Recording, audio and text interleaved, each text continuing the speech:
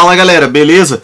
Hoje terminou a parte dos contrarrelógios do Campeonato Mundial de Ciclismo de Estrada em Flandres, na Bélgica. E a prova de hoje foi o Mixed Team Relay.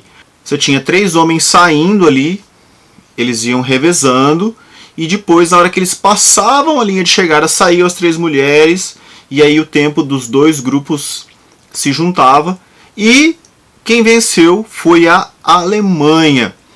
Muito legal essa vitória da Alemanha, porque quem participou do Team Relay da Alemanha foi o Tony Martin, que está se despedindo, está acabando a sua carreira. Para quem não sabe, o Tony Martin é tetracampeão mundial de contrarrelógio e ganhou mais uma medalha agora, não individual, mas uma medalha com o grupo da Alemanha ali, que você tinha mais 2 caras e mais 3 meninas.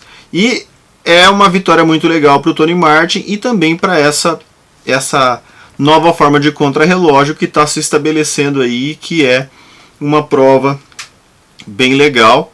E também o Campeonato Mundial se despede de Knock-Heist, que é a base da onde saía as provas de contrarrelógio. E agora a gente vai lá para a região perto de Leuven e perto de Bruxelas, aonde vão acontecer as provas de ciclismo de estrada. Então, a Alemanha foi a primeira colocada, a segunda foi a Holanda e a terceira colocada a Itália. Vamos falar das outras provas e eu vou deixar por último, é claro, a prova masculina. Então vamos falar um pouquinho sobre homens e mulheres júnior, né? Então, no júnior masculino, o vencedor da Dinamarca, Gustav Wang. Segundo colocado, Joshua Charling, da Grã-Bretanha. E terceiro colocado, o belga Alex Segert. E o Alex Segert tinha sido campeão europeu, não conseguiu repetir. No feminino júnior, a gente tem a primeira colocada, a russa Lena Ivanchenko. Segunda colocada, Zoe Bäckström, também da Grã-Bretanha. E Antonia Niedermayer, da Alemanha. E aí depois a gente tem o campeonato sub-23 masculino. Lembrando que não tem contrarrelógio sub-23 feminino. Então o campeão é o Johan Pryce Pedersen, da Dinamarca. A Dinamarca venceu o contrarrelógio masculino sub-23 e o júnior. Segundo colocado, Luke Plepp, da Austrália. E terceiro colocado, Florian Vermeersch, da Bélgica. Não sei se vocês conhecem o Gianni Vermeersch, que é um cara que corre de estrada, mas também é mais ciclocrosser. Deve ser parente do Florian. E aí, pessoal, vamos para as 2 provas principais que foram impressionantes. Quando eu falei sobre essas provas, eu falei para vocês que provavelmente a gente ia ter o recorde de velocidade. Por quê? É mesa de bilhar, não tinha nenhuma subida e ainda mais que a gente não teve o vento atrapalhando. Ali na costa do Mar do Norte, às vezes você tem um vento atrapalhando, mas não atrapalhou em muito. E fizeram médias absurdas. No contrarrelógio feminino, a Ellen van Dijk, da Holanda, que foi a vencedora, ela fez mais de 50 de média. Por um percurso, ela fez 36 minutos e 5 segundos. Então pega você aí, marmanjo, e tenta fazer 50 de média num percurso de mais de 30 km, que era o percurso feminino. É meio difícil, eu não consigo não.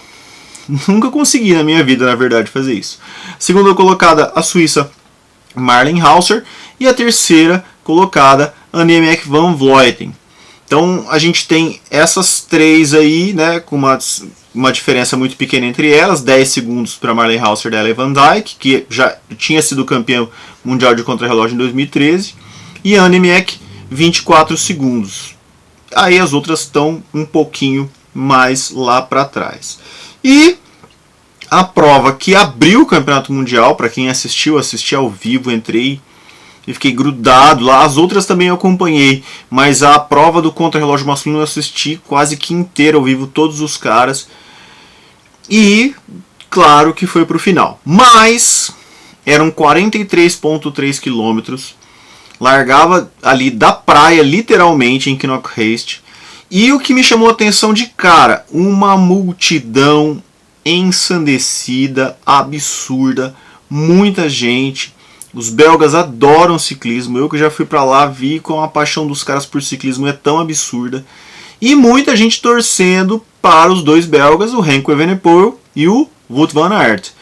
O Remco saiu lá no meio, ele não saiu nos últimos, né? E ele foi muito bem. Na hora que ele fez o tempo dele, eu falei, é tempo para ficar lá pelo menos entre os 5, né? Então a gente já sabia que os caras do final, eles teriam uma característica de ser mais fortes no contrarrelógio, porque eram caras maiores, mas o Remco foi muito bem. E o mais interessante é o seguinte, o Remco é baixinho, um pouquinho mais baixo que eu, tenho 1,70 m, magro, só que ele fica numa posição extremamente aerodinâmica, e eu vi alguns dados dele manter uma potência durante 40 e tantos minutos de prova, com quase 390 watts de potência normalizada. É muito forte para um cara tão leve como ele. E é uma coisa impressionante. Depois, na verdade, ele bateu o tempo do Stefan Bissegger, que é um outro cara que eu até falei, que é o suíço, aquele que usa aquele capacete exótico lá da POC, que corre na Education First. E aí apareceram outros caras que poderiam, talvez, e não conseguiam bater o tempo do Remco Evenepoel. Por exemplo, o Ethan Hayter, que foi muito bem lá no Tour of Britain, foi muito bem, ficou em 8º lugar, mas não conseguiu bater o tempo do Evenepoel. O Eduardo Affini, italiano, que foi muito bem também, vai em vários contrarrelógios, não conseguiu bater. O Tadej Pogacar, que tem um contrarrelógio excelente, já foi campeão esloveno de contrarrelógio, foi apenas o 10º colocado. E ali a gente vai ter a batalha final entre os últimos caras que largaram, que foram o Casper Asgreen, o Stefan Kung, o Wout van Aert e o Filippo Ganna. Na hora que os caras saem, o Stefan Kung e o Casper Asgreen, eles já nas parciais, eles têm umas primeiras parciais muito boas e conseguem até ser mais rápidos que o Evenepoel, mas depois parece que eles começam a perder. Na hora que o Van Aert passa, ele já passa 40 segundos abaixo do tempo do Evenepoel, é uma coisa insana. E na hora que o Filippo Ganna passa, ele está com um tempo quase 7 segundos acima do Van Aert. Então a gente achava que o Van Aert ia conseguir ganhar, vencer. Né? Muita gente que a gente estava conversando pelo WhatsApp, eu acho que o Van Aert vai conseguir ganhar. E também seria interessante se ele ganhasse, seria a primeira vez na história, né, uma tentativa do cara ganhar contra-relógio e prova de estrada. Isso nunca aconteceu, o cara ser campeão nas duas. Nem no mesmo ano nunca aconteceu. Nunca ninguém foi campeão de contrarrelógio e de estrada até hoje. Bom, provavelmente não vai ser esse ano, porque o Filippo Ganna, se não me engano, nem vai largar na prova de estrada. E aí, o Casper Asgreen e o Stefan Kung começam a perder tempo na segunda parcial. O Wout van Aert passa com uma parcial excelente, ainda muito mais rápido que o Remco Evenepoel, mas aí o Filippo Ganna passa apenas 0,8 segundos atrás do Van Aert. E aí fica aquela dúvida, né, para a chegada. Os caras, o Casper Asgreen e o Stefan Kung, não conseguem fazer um tempo bom, não batem o Remco Evenepoel. A gente tem uma surpresa que o Tony Martin faz o 6º tempo, que é uma coisa absurda para o cara que está se aposentando. O Van Aert passa e, cara, o Filippo Ganna vem e coloca 5,84 segundos no Van Aert.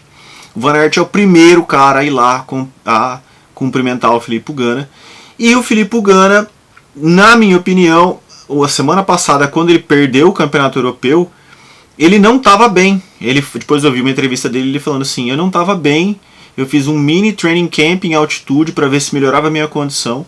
E hoje eu acordei com as pernas boas e fui negativando. Então ele saiu, não é devagar, o cara não sai de boa num contra-relógio, mas o cara sai de uma maneira que ele pode aumentar. E ele aumentou muito. A gente viu a velocidade lá e às vezes ele estava quase 60 por hora e bateu o tempo da prova de contrarrelógio em campeonatos mundiais com o melhor tempo e a melhor média, né? Quase 54,6 por hora, ou seja, quase 55 de média o cara fez no contrarrelógio. Filippo Ganna é o primeiro italiano a ser bicampeão mundial de contrarrelógio. Parabéns!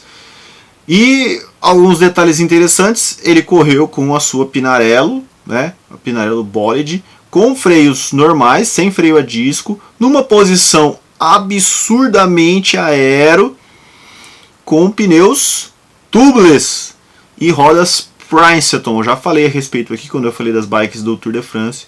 Então, com uma roda quase 100 mm na frente e atrás uma roda fechada. E algumas coisas a gente não conta, né? Eles não vão contar, mas assim, os caras com pneus tubeless Continental GP 5000, uma versão parece que não tem para público ainda, mas algumas coisas bem legais mesmo. Contra-relógio, então, foi decidido por pouco tempo.